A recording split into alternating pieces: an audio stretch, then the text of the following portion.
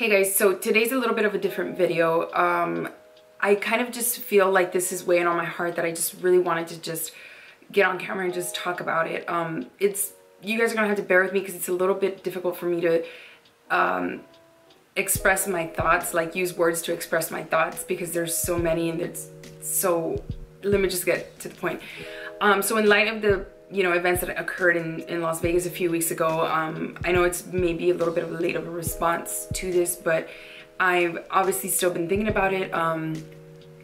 It's just been on the back of my mind, and it's difficult to put into words like the emotions that people feel or that I feel when things like this happen. I still remember the events that happened in Dallas. I think it was last year, if I'm not mistaken. Yeah, last year. It just, when those police officers were murdered, it's just, I don't know if it's just I'm an empathetic person or what it is, but that really did affect me. I couldn't understand what drives people to do something like this, and I still don't understand what drives people to do things like this, to hurt innocent people. As far as back as I can remember, the very first incident that I remember as a terrorist attack was actually not 9/11. It was when the Oklahoma City bombings, when Timothy McVeigh, bombed the building. I was very young. I still don't actually even know what building it was, but I do vividly remember his execution. He obviously he was put to death by lethal injection, and I still remember that. I was very young, and then a few months after that, 9/11 happened. So it was a lot to deal with being so young, but yeah, I mean, that was what, 16 plus years ago, and I still to this day do not understand what drives people to do these horrific things. We've had so many natural disasters, earthquakes, hurricanes, hit the world. And on top of that, we have people that want to inflict harm on others for no apparent reason. I don't understand that. And it could be very, very difficult for us to cope with that. And then to try to help our children piece it together or understand it can be, stressful too. So I wanted just to make this video to maybe shed some light or help someone that may be having the same issues that I'm having, or just trying to explain things to your children, or what you can learn from this and what you can teach your children to do and live by. Now, my children are fairly young to even understand what's going on. I have a 3-year-old and a 6-month-old, so I don't have to teach them this yet, but this is what I hope I can teach them, and I hope they can become decent human beings in the process. So there's two different things that come to my mind immediately after things like this occur. The very first one being like, what happened to these individuals that drove them to this point? They were children once. What happened in their life that made them do this? The second thing that comes to my mind is, what can I do? What can I do to help? What can I do to help people that are hurting? I came up with a few things that I hope can help someone that may be dealing with this, and maybe you could teach your children these same things. The very first thing that I would teach my children, that I hope I can do myself as well, is to love one another.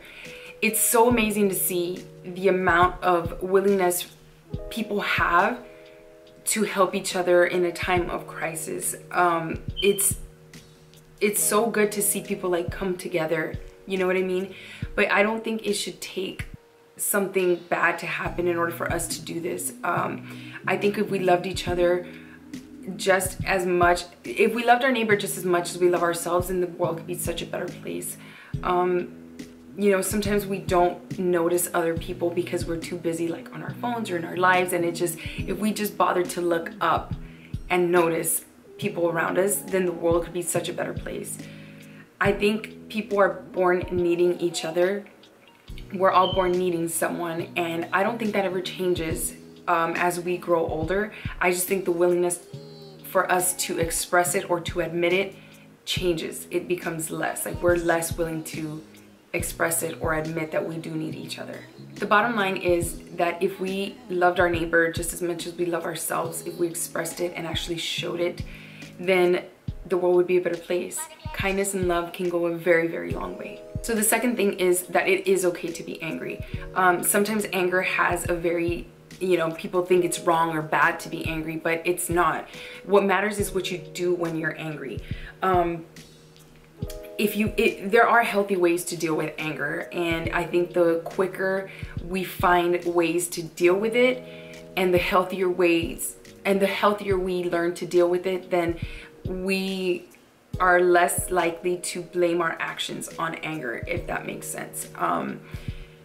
So being angry, it's hard to understand anger sometimes, because being angry comes from feeling trespassed, like if somebody violated your rights or somebody harmed you in some way. It can also be disguised as anger. It can also be disguised as sadness or a feeling of loss, and it just can be so confusing, you know, to deal with. But if we find a productive way to deal with it, to where we focus our energy or anger on being productive, then things would be so different. We'd have less things like this occurring. I don't even know the reason this guy, you know, did what he did, but I'm pretty sure anger had something to do with it. Now,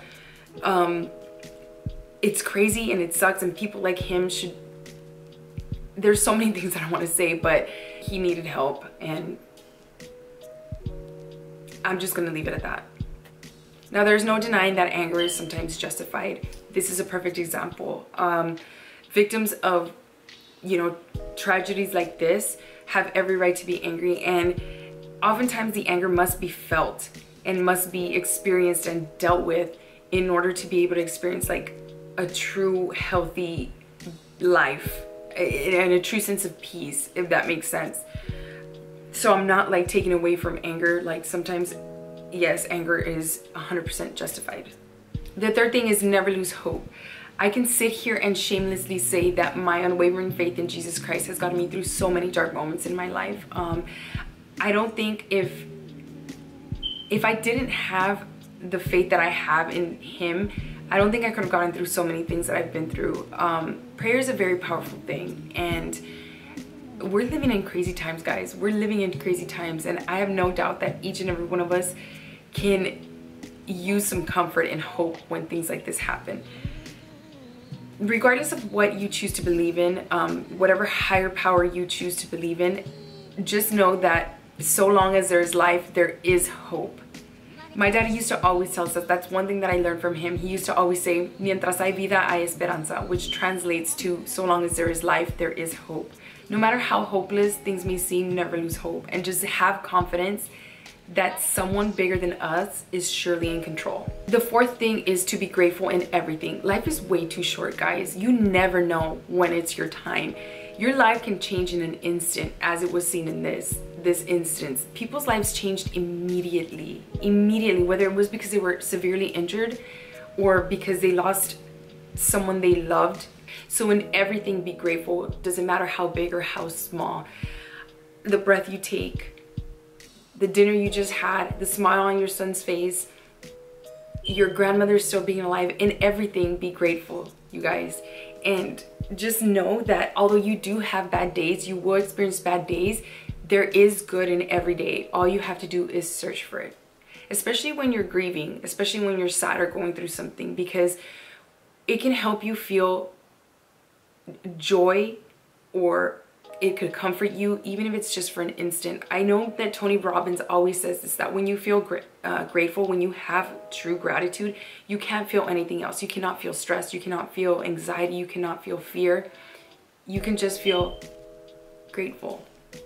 That brings joy, even if it's just for a moment. The power of gratitude is truly a beautiful thing, guys. All we have to do is search for it. That's it. The next thing is that it will be okay. Everything will be okay eventually. I don't know when, I don't know how, but it will be okay. And this may be difficult for some people to hear because things may not be okay for you right now. And I completely understand that. I'm the type of person that doesn't like to hear that when I'm going through something. And actually my husband's the one that's always telling me it's gonna be okay, it will be okay. And sometimes I just don't wanna hear it.